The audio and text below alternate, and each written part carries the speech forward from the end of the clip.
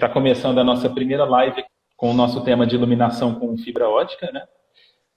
Antes da gente começar aqui, eu só vou agradecer aos nossos apoiadores da live, rapidinho.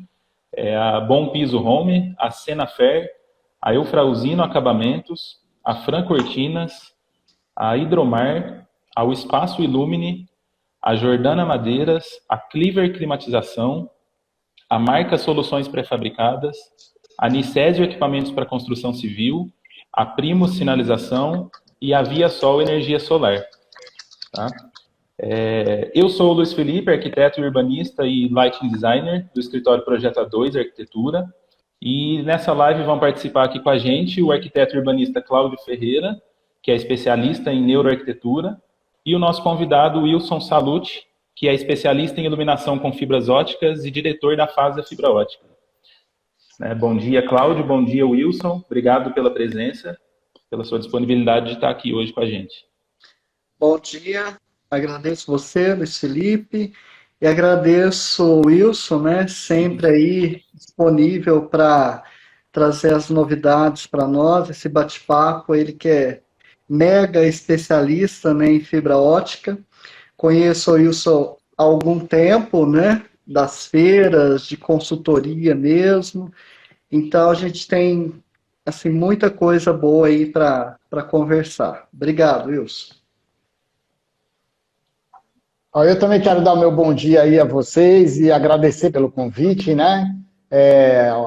Achei fantástica a iniciativa de vocês. A gente vive um período que a gente está formando a nossa cultura de iluminação nacional aí, e esses pequenos eventos são muito importantes, contribuem bastante aí para essa formação nacional de uma cultura de iluminação. E, claro, não posso deixar de agradecer ao Cláudio Ferreira por ter feito essa aproximação aí, Cláudio, por todo o carinho, respeito profissional mútuo, que é mútuo, já deixo aqui explícito publicamente, né? E também ao Luiz Felipe aí, por ser nosso anfitrião hoje, agradeço demais aí pelo convite, que muito me honra. Em nome de toda a equipe da FASA Fibra Ótica, fico muito grato e espero que a gente possa bater um bom papo aí agora, pela manhã. Isso aí. Também deixar aqui para o pessoal que está chegando online aqui, que quiser participar com a gente aqui pelos comentários ou pela caixinha de pergunta, né? Pode ir participando aí, mandando para a gente. Bom, vou começar aqui perguntando já, então, para aproveitar, né? Wilson, a gente vê falar muito da iluminação com fibra ótica, pelo menos eu já vi muito comentário, principalmente na internet, de que a iluminação com a fibra ótica ela é para efeito decorativo apenas. Aí eu queria tirar essa dúvida com você. Isso é verdade ou a gente consegue usar ela para fins arquiteturais, assim, também? Olha, Luiz Felipe, essa é uma pergunta bem pertinente, né? E é um dos mitos, né, que a gente tenta quebrar aí no dia a dia sobre a iluminação com fibra ótica. Eu te diria que até mesmo nós, né, nós trabalhamos com fibra ótica há 32 anos no mercado brasileiro, então já é um bom tempinho, ainda não é pouco para se falar em tradição, mas já é um bom tempo para a gente conhecer a fundo o material, e eu posso dizer que esse material ele vem nos surpreendendo assim, semana a semana. A gente tem uma grande alegria em trabalhar, a gente é realmente apaixonado pelo que a gente faz, né, na iluminação com fibra ótica, porque justamente a gente não tem uma rotina no nosso trabalho, né, e isso vai muito em harmonia com o que vocês, de certa forma, como arquitetos, como urbanistas, designers de interiores ou lighting designers, vivem no seu dia a dia, né? Então a gente acaba construindo novas soluções sob demanda, né?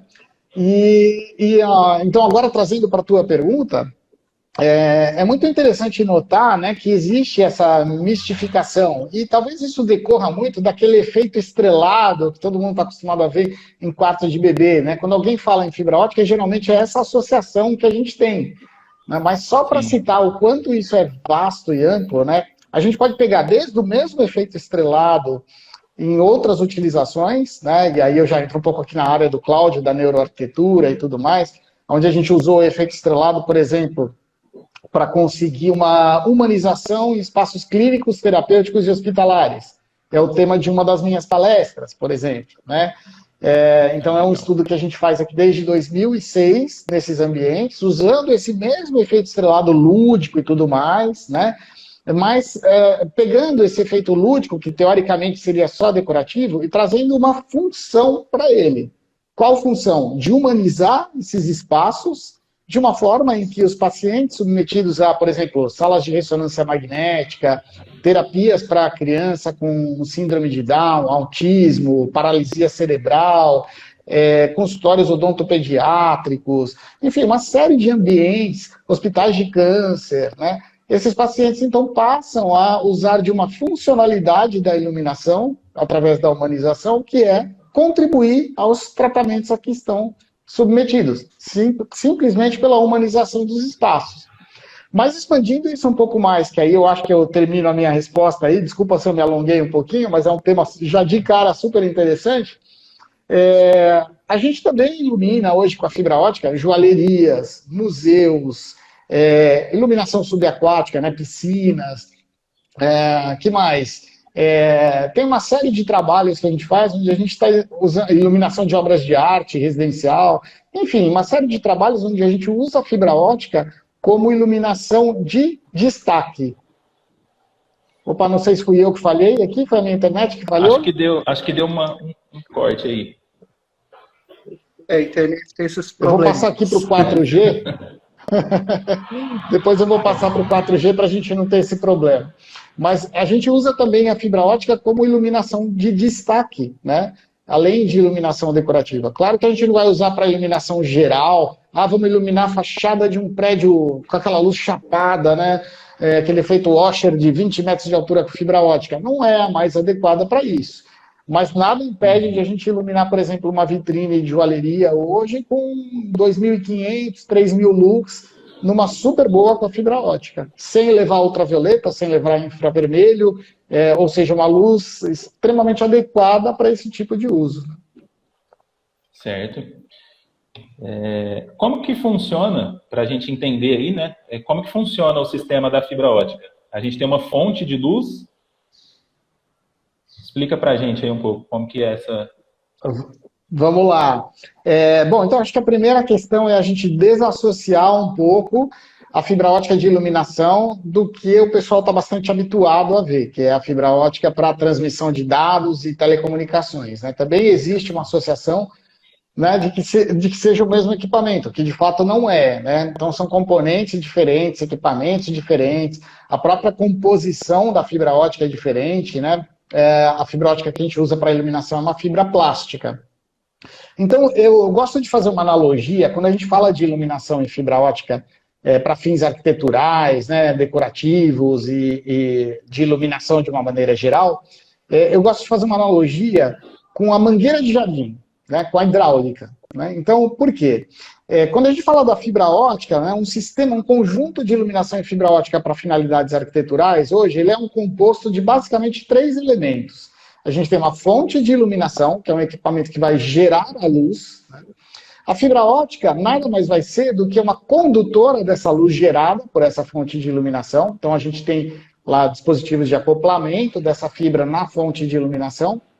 Então, a fibra ótica vai pegar, absorver a luz dessa fonte e levar até a outra extremidade, inclusive fazendo curvas em muitos casos. Né?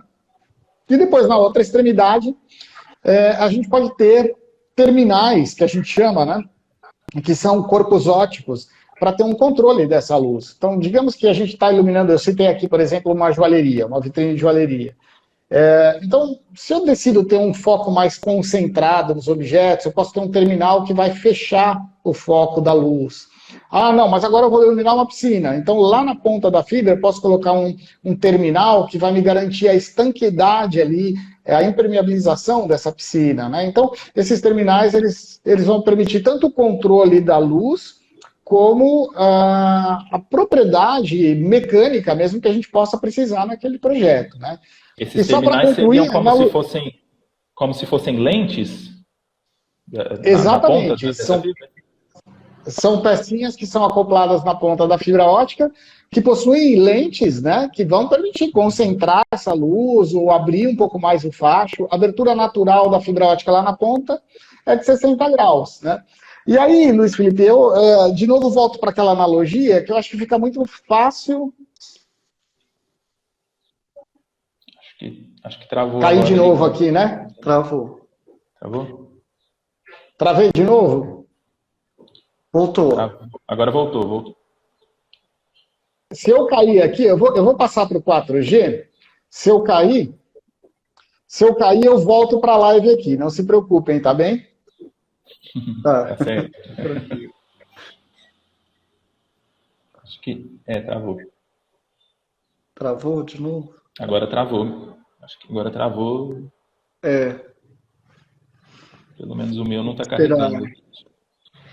Aqui tá. Parou mesmo a fala dele. Agora voltou? Voltou. Acho que agora eu não caio mais. Vamos ver. É que a conexão aqui não é de fibra ótica, tá vendo? Ó. Mas só para concluir o raciocínio que eu havia iniciado ali, né? Essa analogia que eu faço com a hidráulica seria o seguinte: quando a gente para pensar numa mangueira de jardim, por exemplo, a mangueira de jardim não emite água por si só, né? Ela precisa de uma torneira. Você vai precisar conectar ela numa torneira e abrir essa torneira. Então, a mangueira de jardim, na nossa equivalência aqui, corresponderia à fibra ótica, né? Uhum. A torneira seria a tal da fonte geradora de luz que eu mencionei, né? Então, ao ligar a fonte de luz, a fibra ótica vai conduzir essa luz. Ao abrir a torneira, a mangueira de jardim vai conduzir a água até a outra extremidade, né? E por fim, lá na ponta da nossa mangueira, poxa, agora eu quero só jogar uma água na minha vegetação arbustiva ali, uma coisa mais difusa. Então você talvez possa ter lá uma ponteirinha na mangueira que vai te jogar aquela água bem sem pressão, realmente só para você fazer uma rega. Agora você vai lavar o seu carro. Então talvez você vá precisar ali de um jato mais concentrado com mais potência, né? Então você consegue concentrar e jogar mais potência. Então os terminais equivaleriam a essa ponteira que a gente põe na mangueira do jardim, né? Então a gente põe terminais na ponta da fibra ótica para fazer a mesma coisa, um facho mais aberto, um facho mais concentrado, visando atingir as nossas necessidades para determinados projetos, né? Uhum. Essa fonte de luz, ela é uma lâmpada, um LED? O que está na fonte da luz? Legal. Essa é uma pergunta que todo mundo faz, e inclusive ela é muito vinculada também a qual é o futuro da fibra ótica, né, da iluminação com fibra ótica, para onde a fibra ótica pode evoluir. Então eu diria que a fibra ótica vem evoluindo muito justamente nesse componente da fonte de iluminação, e eu ainda acredito que é o componente que ainda vai sofrer mais evolução ao longo dos próximos anos, e uma evolução bastante rápida, inclusive. Então, por que eu digo isso? Porque essas fontes de iluminação, se a gente pegar aí há 10 anos atrás, eu diria que era o calcanhar de Aquiles de um sistema de iluminação de fibra ótica. 10, 15 anos atrás, né, a gente tinha lá lâmpadas halógenas ou vapores metálicas. Quais são as características dessas lâmpadas, né? Elas produzem alta temperatura, são grandes, né? Como elas produzem essa temperatura, elas necessitavam obrigatoriamente de uma ventilação forçada, então eram fontes ruidosas, né? Tinham um nível de ruído por conta disso. Que mais que a gente pode citar aqui? A vida média delas era relativamente curta, né? Pelo fato de que a gente trabalhava com lâmpadas aí de 4.000, 6.000, no máximo 9, 12.000 horas, né? E aí veio, isso é bastante curioso, é uma história que eu gosto muito de contar, porque veio o advento dos LEDs, né? Então, os LEDs vieram depois da fibra ótica, né? A gente tem relatos de estudos com fibra ótica em 1840, para vocês terem uma ideia, né? Então, vieram os LEDs e aí muita gente começa a questionar. Wilson, o que vocês vão fazer agora, cara? Vocês vão morrer, bicho. Que agora os LEDs entraram com tudo. E eu pensava, caramba, será que só nós estamos vendo isso, né? Porque não é possível, né? E eu afirmo hoje, sem medo de errar, os LEDs foram a melhor coisa que poderia ter acontecido para a tecnologia da iluminação com fibra ótica. Porque aí todas essas lâmpadas, então as fontes que eram verdadeiros trambolhões, né, caixas grandes, barulhentas, com vida média pequena, né, Tudo isso começou a imediatamente incorporar toda a tecnologia dos LEDs. Quando a gente para pensar o que é um LED, né, a própria sigla LED, né, é Lighting Emitting Diode, ou seja, é um emissor de luz. E conforme eu descrevi para vocês agora mesmo, o que é a fibra ótica? Uma condutora de luz, né? Então, é um casamento perfeito. Então, essas fontes, então, passaram a ser substituídas, as lâmpadas, por LED. O que isso trouxe de benefício prático? Primeiro benefício mais visível possível, a redução imediata das fontes de iluminação. Então, fontes que eram enormes passaram a ser pequeniníssimas, né? E isso, em termos práticos, já possibilitou uma série de ganhos de design, né? Então, designers começaram a desenhar luminárias onde a fonte de iluminação não mais precisava ficar fora da luminária de fibra ótica, ela poderia estar incorporada dentro da própria luminária e virar um sistema, digamos, plug and light, né? Então eu tenho todo um sistema autônomo que eu vou lá e penduro no teto, ponho na parede, seja lá o que for, né? Depois a gente teve um ganho imenso com a própria economia de energia, né? Eficiência energética. Os LEDs são super eficientes, a gente passou a otimizar ainda mais essa eficiência, distribuindo o fluxo luminoso dos LEDs em vários cabos de fibras óticas, né? Aumento da vida média, né? Então passamos aí de, no máximo, 12 mil horas, que é o que a gente tinha lá atrás, para 40, 50 mil horas, que é a vida média expirada dos LEDs hoje, né? Que mais? A gente pode ter nível de ruído reduzido a quase zero, né? Praticamente tem muitas fontes nossas que hoje já são com dissipação passiva, ou seja, não precisam de um sistema de ventilação, né? Então fazem com que você possa tranquilamente botar isso num dormitório sem absolutamente nenhum problema de gerar qualquer incômodo, né? Então tem uma série de vezes, tudo que foi incorporado à iluminação através da tecnologia dos LEDs foi imediatamente absorvido pela tecnologia da fibra ótica, que passou a utilizar nas suas fontes de iluminação LEDs, ao invés de lâmpadas. Ô Wilson, falando sobre, né, essa evolução tecnológica e tudo mais, né? Como fica a parte de infraestrutura? Eu penso nessa parte principalmente para edifícios tombados, né, edifícios históricos, que você precisa, né, ter uma boa iluminação, essa questão, né, que vai além da imaginação mesmo, né, que você tem que levar a pessoa, né, naquele prédio histórico, né, tem todos os detalhes e tudo mais. Você tem algum exemplo? Como você vê a fibra ótica no patrimônio histórico, né, nos bens tombados aí, para a gente trabalhar ela como elemento essencial, né, para resgate até da história, né, do prédio. Olha, Cláudio, para responder a tua pergunta, de novo, eu tenho que ser um pouquinho mais abrangente inicialmente, né? Porque uma das características de se trabalhar com a iluminação em fibra ótica é que dificilmente você vai entrar numa loja de iluminação, por exemplo, e falar assim, me vê uma fibra ótica aí, né? Então, basicamente, 100%, ou digamos, 95% do que a gente produz hoje aqui em fábrica é elaborado sob demanda, né? Projeto a projeto. Então, por que eu faço essa introdução para responder a tua pergunta? Porque, de uma certa forma, a gente vai ter que dialogar com a arquitetura projeto a projeto, né? Então, vou te dar um exemplo aqui, prático, que foi, inclusive está no nosso canal do YouTube, quem quiser depois dar uma conferida, que é entrar no YouTube e digitar Faz a Fibra Ótica, né? Vai encontrar lá o nosso canal e tem diversos vídeos ilustrativos, e um deles é um museu que a gente entregou no início desse ano, lá no sul do país, que é o Museu dos Suábios, né? Então, um trabalho muito bonito e num prédio tombado, né? Tinha toda uma característica de conservação, mais do que o prédio em si, a gente ainda tinha a questão das próprias vitrines, né? Que não poderiam, elas tinham que ser preservadas. Então, o nível de intervenção que a gente tinha que fazer nas vitrines era o mínimo possível.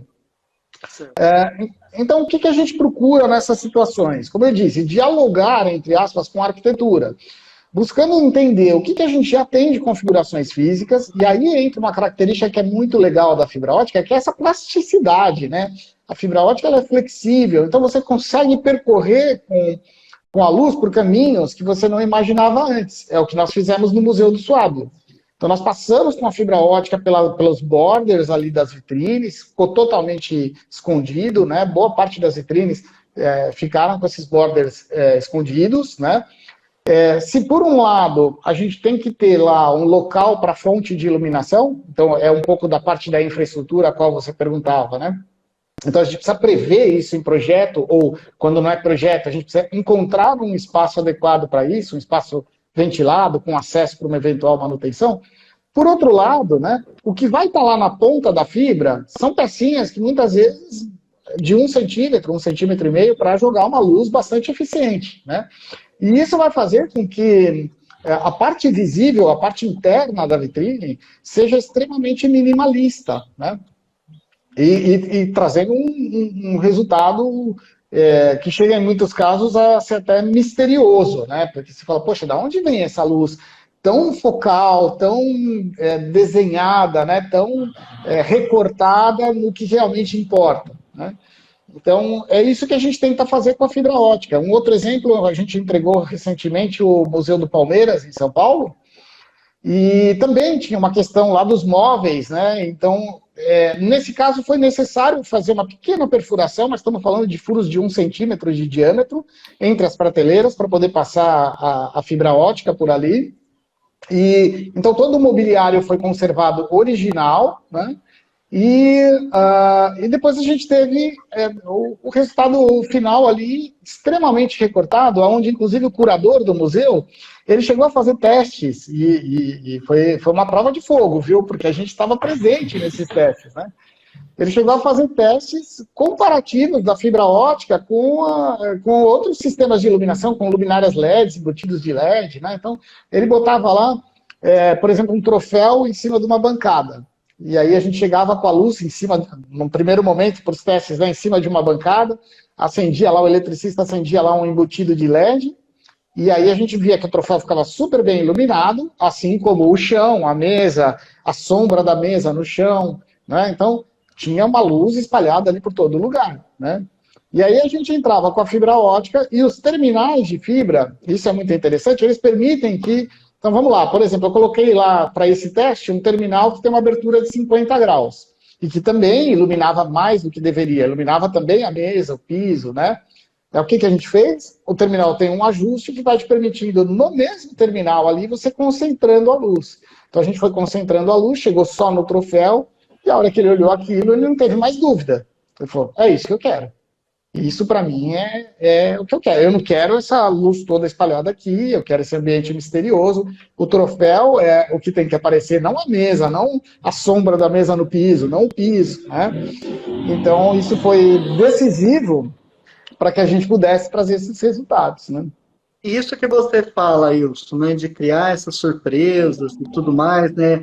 Realmente atender a necessidade pontual, né, aquele efeito que você quer. Você também pode jogar a fibra ótica para uma automação, né? E você ter controles, por exemplo, de tal a tal hora vai estar iluminado, eu quero tal efeito, mais luz desse horário, menos luz desse horário. É possível com a fibra ótica? Perfeito, Cláudio, a tua colocação é perfeita.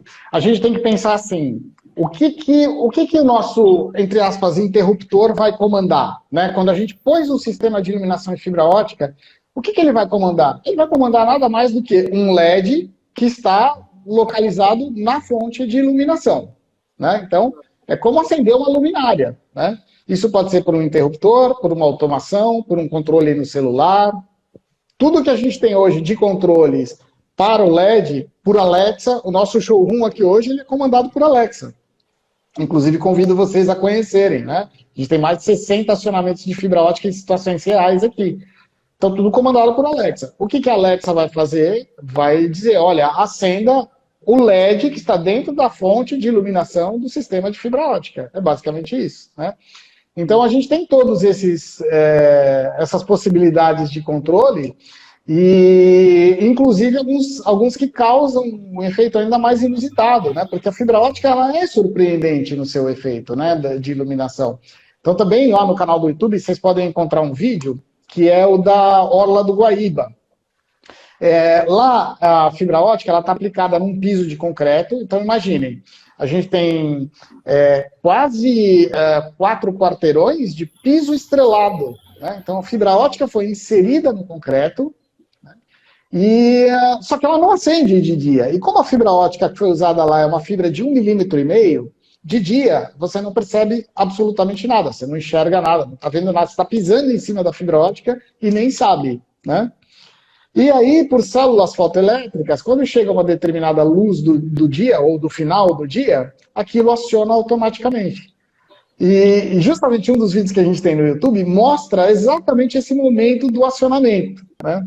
Que acabou virando um benchmark aqui pra gente, né? Uma referência do que eu busco em todos os projetos. Porque a hora que acende aquilo, então imagina, 4 quarteirões, de repente, de calçadão, todo mundo andando no calçadão, vendo o pôr do sol e tal, a luz baixa um pouquinho, e de repente acendem 4 quarteirões de piso estrelado. Embaixo de você, acendem 4 quarteirões com mais de 5.500 pontos de fibra ótica no piso. Então, a primeira reação é um grande uau, né? E isso está registrado no vídeo. A gente conseguiu capturar esse momento do acionamento e da reação das pessoas, né? Então, eu falo que a partir desse vídeo, a gente aqui internamente passou a buscar o efeito uau em todos os projetos, né? E quando a gente parar para pensar, né? Eu imagino que vocês, na arquitetura, também estão buscando o efeito uau o tempo todo, né? Quem não quer buscar o encantamento do cliente, de você fazer aquela surpresa, de abrir a porta pela primeira vez e falar, olha, isso aqui é como ficou a sua obra, né? E a iluminação tem essa magia, né? Essa propriedade de valorizar ou destruir a arquitetura, né? As fontes, elas também têm o controle da intensidade luminosa. Elas podem ter. Também. Uhum. Elas podem ter. Assim como a gente consegue controlar, dimerizar um LED, a gente também consegue dimerizar um sistema de iluminação com fibra ótica numa super boa. Eu estava pensando no projeto lá da praça, né? A gente tem um projeto onde você define uma área ali, principal de caminhada, que você pode ter esse efeito uau. Poderia ter esse mesmo efeito, é verdade. Muito legal, né? Isso. É muito bom. A gente tem uma praça que foi entregue agora, bem recente, talvez um dos projetos mais recentes, dos grandes, né, que a gente fez, que é um projeto em Maceió. Era uma ruínas, né, que ficava ali no Alagoinhas, na beira-mar. Então, ou melhor dizendo, no mar, né? Então, é uma ruína que estava dentro do mar. Aquilo era uma aberração que foi construída em cima dos corais. Infelizmente conseguiram embargar a obra e tudo mais, mas com ali um elefante branco ali, um resto de concreto, ruínas ali, bem num local nobre da orla de Maceió, né? E então o governo do estado decidiu ali transformar aquilo, entre várias propostas que apareceram, numa praça pública. E essa praça, então, imaginei, é uma praça no mar. Você tem uma passarela para chegar na praça ali, e aí você chega num paisagismo, numa arquitetura absurdamente maravilhosa, que é composta, inclusive, pelo cenário natural, que é para qualquer lado que você olhar ali. Você olha para baixo, você vê coral, você olha para o horizonte, você vê aquele mar azul de Maceió, você olha para o lado do continente, você vê toda aquela orla maravilhosa. Então, assim, é espetacular. E eles queriam colocar no piso, bem no centro da praça, algo que marcasse como se fosse um grande ouriço, né? Uma rosa dos ventos, que foi inspirada em ouriços, né? Que tem 16 metros de diâmetro. E aí a gente fez essa inserção da fibra ótica no piso, né? Mostrando essa rosa dos ventos, né? Como se fosse uma casca de um ouriço.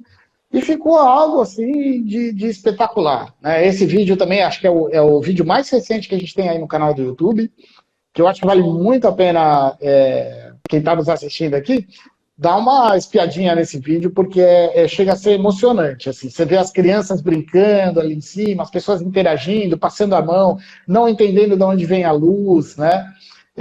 Então, praças, eu acho que ambientes urbanísticos, de uma maneira geral, eu acho sensacional para essa interação com a fibra ótica. Não só pela questão do impacto visual que ela pode proporcionar, mas também pela robustez, né? Imaginem um sistema de iluminação que está no mar, né? Então, a fibra ótica é um material plástico, ela tem uma vida média estimada de 100 anos ao tempo, né? Então é algo para realmente toda a vida ali.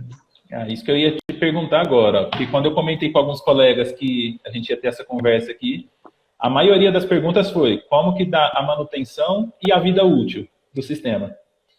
Eu espero sinceramente, Luiz Felipe, que os seus colegas estejam nessa live. Ou que assistam depois, não tem problema.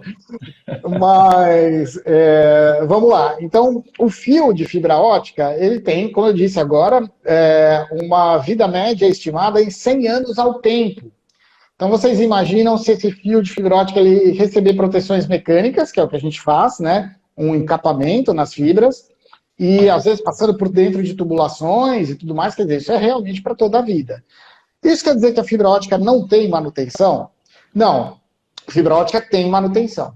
Mas a manutenção é um dos diferenciais tecnológicos da fibra ótica, porque essa manutenção ela não vai se dar mais no ponto final, né? Então vamos lembrar daqueles 3 componentes que a gente comentava agora há pouco. A gente tem uma fonte geradora de luz, que é onde vai estar a nossa parte elétrica, né? Então, é onde está o LED, o driver, eventualmente um sistema de ventilação, um motor para fazer colorizações, um micromotor que fica ali, às vezes, quando a gente tem efeitos de cores, né?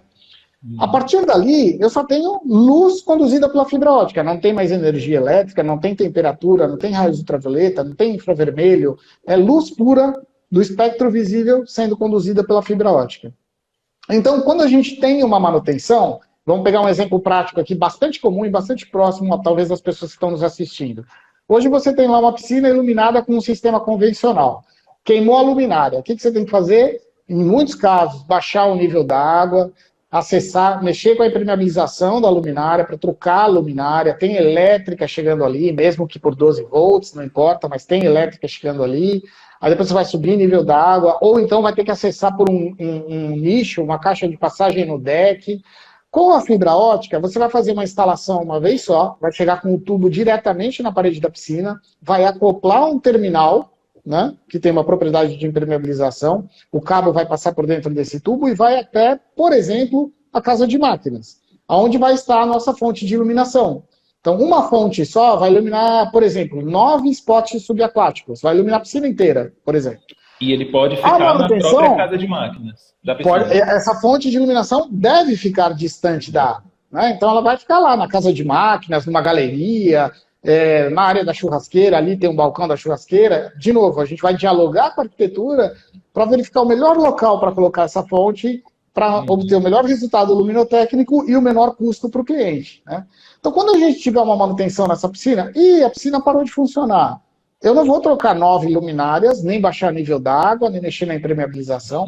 Eu vou lá no local da fonte de iluminação, vou trocar, usualmente, ou um LED ou um driver, e todo o sistema volta a funcionar, né? Então, ela é uma manutenção muito mais esporádica, porque o elemento de manutenção não fica diretamente exposto às intempéries que normalmente a gente encontra a luminária no ponto final, né? Então ele está distante, num local protegido, bem armazenado. Então a tendência é que ele vá sofrer menos com as intempéries e, portanto, a sua vida média vai ser melhor cumprida ali nesse ambiente protegido. Ela é remota, né? Então eu não vou mais mexer no ponto final, exceto por um ato de vandalismo, um acidente, alguma coisa nesse sentido, né? Então a gente vai lá na fonte de iluminação, no local remoto, né? E aqui eu gostaria até de ampliar esse exemplo com um case que é bem histórico para nós, porque já tem um bom tempo, nem sei dizer quantos anos, mas calculo eu aí pelo menos uns 10, 12 anos, né? Que a gente fez o Museu Carlos Costa Pinto, em Salvador, na Bahia. E lá, um dos motivos de ser fibra ótica, de passar a ser fibra ótica, era justamente a questão da manutenção, um dos, né? Por quê? Quando eles tinham uma iluminação convencional, então imaginem lá, um museu, né, com cerâmicas portuguesas na vitrine, de 1.600, 1.500, peças raríssimas lá, né, expostas no seu acervo. E aí queimou a iluminação, ou parte da iluminação no interior da vitrine. O que os museólogos faziam? Chamavam o eletricista para arrumar e o museólogo. Então o museólogo abria a vitrine, tirava todas as peças, porque não poderia correr um risco do eletricista, por acidente, esbarrar em uma peça, essa peça cair e quebrar. Então ele tinha que remover todas as peças da vitrine, O eletricista fazia o trabalho dele, o museólogo entrava novamente e repaginava toda a vitrine. Então era um baita trabalho para trocar uma lâmpada, resumidamente, né? A partir da implementação da fibra ótica, nesse retrofit, né, então o que passou a acontecer? Acima das vitrines, então tem um compartimento onde estão as fontes de iluminação, sem absolutamente nenhum contato com o recipiente, né, onde estão os terminais de fibra ótica e, portanto, onde está à disposição, né? Então, quando queima hoje qualquer componente eletrônico, o eletricista ele vai no local que só ele tem acesso, sem ter acesso ao acervo, e vai lá, faz a troca do driver ou do LED e, de novo, a vitrine volta a acender perfeitamente. Então, dispensou-se toda a trabalheira que se tinha ali do museólogo, né, fazendo essa retirada e recolocação de todas as peças. Nessa questão... Pode falar, Cláudio. Quando você falou, né, da piscina, o meu contato com fibra ótica foi um dos meus primeiros projetos para iluminação de piscina. O cliente estava com pavor, né, de a parte elétrica, né, de iluminação na piscina, né, de tomar um choque quando ele estivesse usando, né. E a solução foi fibra ótica, né, para não ter esse problema, né, assim, não correr o risco, né, aquela pessoa que é bem assim, nossa, energia na piscina, né, com água não combina, né? E fora essa questão, Claudio, né, de manutenção.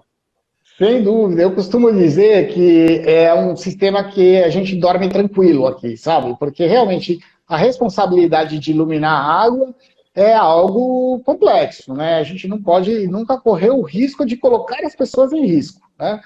E que a gente sabe que, inclusive, a gente já foi até além em algumas situações, por exemplo, de iluminar tanques explosivos com a fibra ótica, né? Então, saber que você não tem absolutamente nenhum risco de energia elétrica na ponta do sistema é algo que te dá uma tranquilidade absurda. Você pode hoje mergulhar a fibra ótica na água, mesmo sem terminais, sem nada, né? E tem várias situações que a gente fez aplicações inusitadas nesse sentido, né?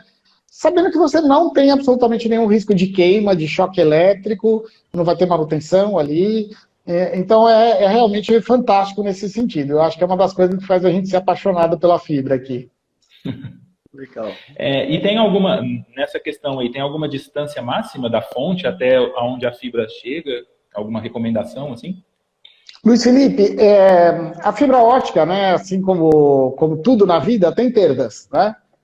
Eu lembro disso toda vez que eu acordo de manhã e olho para o meu cabelo. Eu falo, puxa vida, tem perdas mesmo, não tem como fugir, né, cara? Mas, brincadeiras à parte, com a fibra ótica não seria diferente, né? Se eu pegar, por exemplo, o que sobrou de água aqui do meu copo e transferir para um outro copo, nesse processo eu vou ter uma perda. Uma parte vai se evaporar, uma parte vai ficar no vidro e por aí vai, né? Então, tudo tem perdas, e a fibra ótica não seria diferente, né? Entretanto, o que a gente procura avaliar projeto a projeto é que essa perda ela seja, entre aspas, controlável, né? Ou seja, em níveis aceitáveis. O que eu quero dizer com isso? Depende um pouco da aplicação que a gente vai fazer. Então, eu falei aqui muito de aplicações, desde as decorativas até as mais técnicas, né? As que requerem um grau de rigor técnico maior. Por exemplo, museu e joalheria entrariam nesse mérito. Então, em museu e joalheria, a gente procura seguir a um máximo aí de 8, 10 metros de fibra ótica, para que essas perdas não sejam tão significativas que comecem a comprometer o resultado que é tão estudado ali na ponta do lápis, né? Por outro lado, quando a gente vai para uma aplicação decorativa, por exemplo, uma piscina, que tem a sua funcionalidade também, mas já entra num aspecto um pouco mais decorativo, né? A gente não está iluminando um objeto que precisa ser preservado ou alguma coisa assim. É nesse sentido que eu quero dizer. A gente tem casos aqui de cabos com 30, 35 metros numa super boa. Agora, tem um segredo aí que eu acho que é muito legal a gente comentar aqui nessa live, porque outro mito que existe sobre a fibra ótica é que fibra ótica é caro, o que é um completo absurdo. Hoje a gente tem muitas situações comparativas em que foi orçado com LED e com fibra ótica, e com fibra ótica ficou mais barato. Às vezes a fibra ótica pode ficar mais cara, né? Mas qual é um dos segredos, por exemplo, porque a gente tem muitos lighting designers hoje no Brasil que não aceitam outro sistema de iluminação para água, por exemplo. ou é fibra ótica ou ele tira do projeto dele. Justamente por essa questão da manutenção e dessa responsabilidade com a energia elétrica, ou seja, de ter um sistema de iluminação do qual ele não precise ter energia elétrica na água, né? Então, qual que é o segredo desses lighting designers, onde eles conseguem ter um ganho de um custo inicial de implantação mais baixo? É trazer a fonte de iluminação o mais próximo possível dos pontos finais, né? Porque, lembrando daqueles 3 componentes, né? Fonte de iluminação, cabos e terminais, os cabos de fibras óticas são um dos elementos de custo. Então, obviamente, se eu tiver uma metragem menor de fibra ótica, eu vou ter um custo muito reduzido, sem alterar as propriedades do meu projeto, né? Então, é onde a gente consegue, muitas vezes, estudar um grande ganho. E aqui na FASA, a gente tem um setor que a gente chama de suporte ao projeto, que tem várias funções, né? Várias funcionalidades. Esse setor ele vai ser responsável por orientar o especificador da infraestrutura que ele precisa deixar, orientar qual é o equipamento que ele vai ter que usar para atingir aquele resultado, né? Então, o especificador que vai iluminar aqui uma joalheria, por exemplo, ele só fala, olha, nessa vitrine eu quero, sei lá, por exemplo, 2.000 lux, com IRC, que é a reprodução de cores maior do que 90, com temperatura de cor de 3.000 Kelvin, com faixas de 40 graus. E a gente converte isso em produto, a gente materializa esse sonho dele, né? Então, a gente, no setor de suporte ao projeto, é que vai fazer isso, muitas vezes até envolvendo laboratórios, mockups, protótipos, né? E esse setor de suporte ao projeto, ele também acaba sendo responsável por detectar oportunidades de redução de preço. Então, por exemplo, você tem lá uma piscina de 10 metros por 5 e a casa de máquinas está a 10 metros de distância da borda dessa piscina. Mas na cabeceira dessa piscina você tem um volume lá, porque tem uma cascata também, então tem um volume fechado, que acaba virando um caixão vazio ali por dentro, que está desocupado.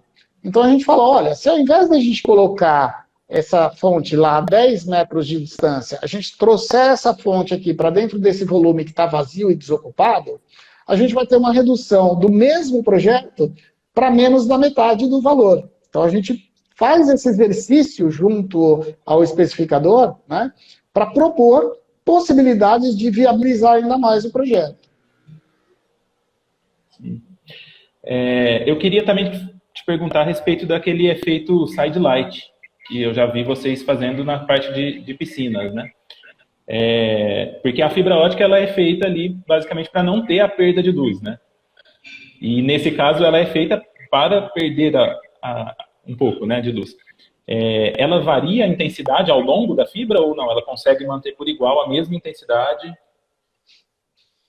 ao longo então, vamos lá. Vamos explicar um pouquinho, então, o que seria o side light, né? Como você bem já introduziu aí, Luiz Felipe, a ideia da fibra ótica é conduzir a luz de uma ponta a outra com a menor perda possível nesse processo, né? Essa é a função, é a essência da fibra ótica, né? Quanto menos perda tiver nesse percurso, melhor.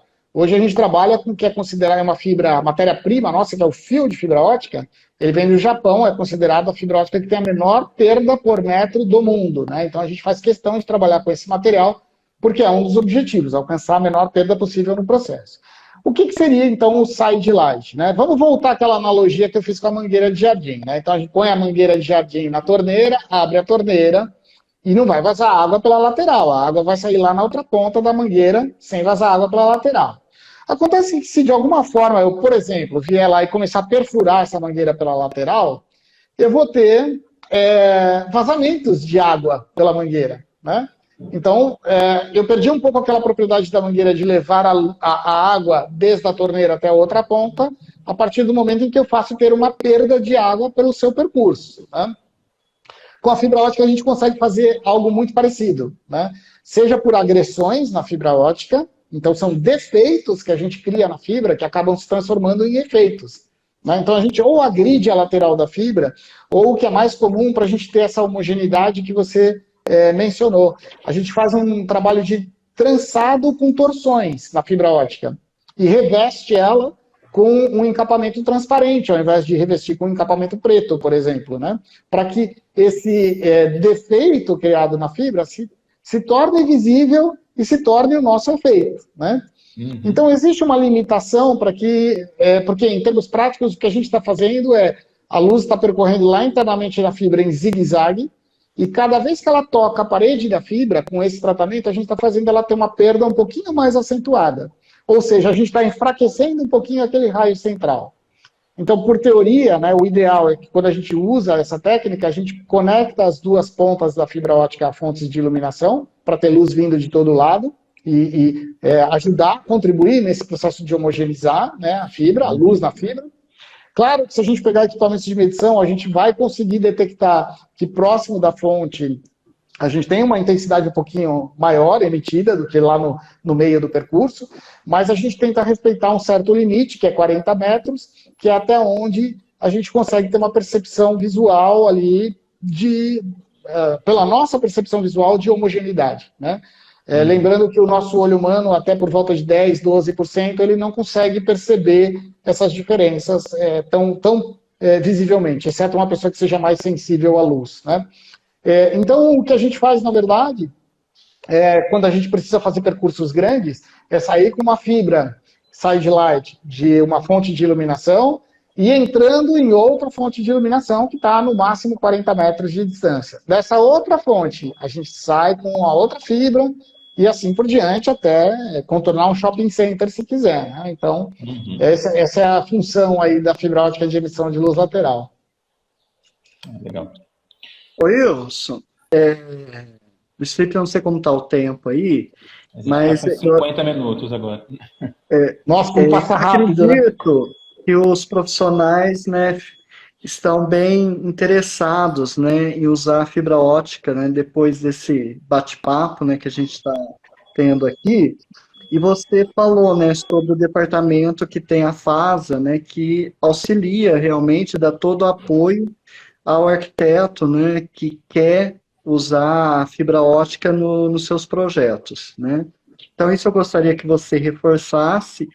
E também eu gostaria, né, de que você falasse um pouco sobre o curso, né, se já está possível o curso ou só no projeto ainda. E lógico, nós temos aquela proposta de você vir a Franca e a gente ir até a FASA, né, conhecer aí pessoalmente, colocar a mão na massa aí da fibra ótica. Eu estou, Cláudio, ansioso por poder palestrar em Franca. Eu realmente adoro essa parte presencial, né? Eu acho que a pandemia foi muito cruel com a gente nesse sentido, né? E é muito bom, agora recente, já tenho feito aqui, nesse segundo semestre, já foram mais de 15 palestras presenciais, né? Então é muito bom voltar a esse presencial, eu espero que isso seja definitivo, que a gente se livre logo esse problema tão desagradável, né? E, sim, eu convido a todos, então, vários convites aqui que eu poderia deixar. O primeiro é usem e abusem do nosso setor de suporte ao projeto aqui, né? A gente está aqui justamente para auxiliá-los, né, para atendê-los nesse sentido, e consultem, é gratuito, ninguém vai cobrar nada por fazer esses estudos para vocês, né? E eu acho que seria muito interessante também visitar o nosso site, que é o fibraótica.com.br, não tem nem como esquecer isso, né? E o próprio canal do YouTube, que também, como eu disse, tem um material, tem videoaula ali, tem uma série de informações muito legais, né? Tem umas pequenas videoaulas num tópico lá chamado, numa pastinha que chama Fibra em Foco, que é algo que a gente pretende desenvolver um pouco mais agora em 2023, né? Tem o meu curso, que me pedem bastante, e ele já está sendo rascunhado, então eu acredito... Vamos colocar um prazo aqui bem factível. Até o final do primeiro semestre de 2023, a gente já vai disponibilizar esse curso, né? Tem todas as nossas redes sociais, é só buscar @FasaFibraOtica em qualquer rede social que vocês vão nos encontrar. E tem também aqui, claro, né, o Fasa Experience, que é esse espaço, né, presidencial que a gente tem aqui em fábrica, né, em que a gente recebe aqui excursões de arquitetos, não só do Brasil, a gente já teve gente aqui de Paraguai, Argentina, Peru, Chile, Bolívia. Então, assim, a gente está super aberto a recebê-los, seja individualmente, seja em excursões, como vocês se organizarem, né, com pré-agendamento, a gente vai ter imenso prazer em recebê-los por aqui. Ótimo. Luiz Felipe, quer fazer Então, considerações finais? Tem mais alguma pergunta? vamos Apesar que o tempo... o tempo está acabando, né? A gente já tem que encerrar aqui, então. Não, só agradecer agora a presença de todo mundo que esteve aqui com a gente na live, assistindo a gente aqui. Agradecer mais uma vez a disponibilidade do Wilson de estar aqui compartilhando os conhecimentos com a gente. O Cláudio também pela organização da live aí, né? E aos apoiadores que contribuíram aqui com a live também. Muito obrigado para todo mundo aí. Eu também Obrigado, queria fazer Felipe. os agradecimentos aqui a vocês, Will, pelo convite, mais uma vez, o convite que muito me honrou aqui. Deixa um convite adicional aqui que eu estava quase esquecendo, esqueço sempre de mim, né? Quem quiser também me seguir no meu perfil profissional é @WilsonFibraOptica. Também ali faço, eventualmente, algumas postagens diferentes, né? Divulgo alguns trabalhos diferentes, palestras e por aí vai, né? E fico à disposição de vocês aí, tanto das pessoas que participaram, agradeço a todos que participaram, sou super acessível, a nossa equipe também, e quando vocês quiserem fazer esse evento presencial, contem conosco, viu? Não, vamos fazer sim. Combinado. Obrigado. Viu, a todos aí que estiveram conosco, você, Wilson, Luiz Felipe, pela disponibilidade, os que você atendeu a gente, né? E vamos programar mesmo essa visita dos profissionais de Franca, né? O pessoal já pode entrar em contato, se tiver interesse, a gente já organiza para visitar a fábrica e a gente vai estar organizando, do Wilson estar vindo aqui para Franca também, numa palestra presencial aí, talvez um mini curso, alguma coisa aí para a gente estar agendando. Obrigado, Wilson. Obrigado, Luiz Felipe. Vai ser um prazer incomensurável. Obrigado, Cláudio. Obrigado, Luiz Felipe. E, claro, obrigado, Faça Fibra Ótica aí também, né? Obrigado. Obrigado, gente. Até mais. Até a próxima. Um abraço.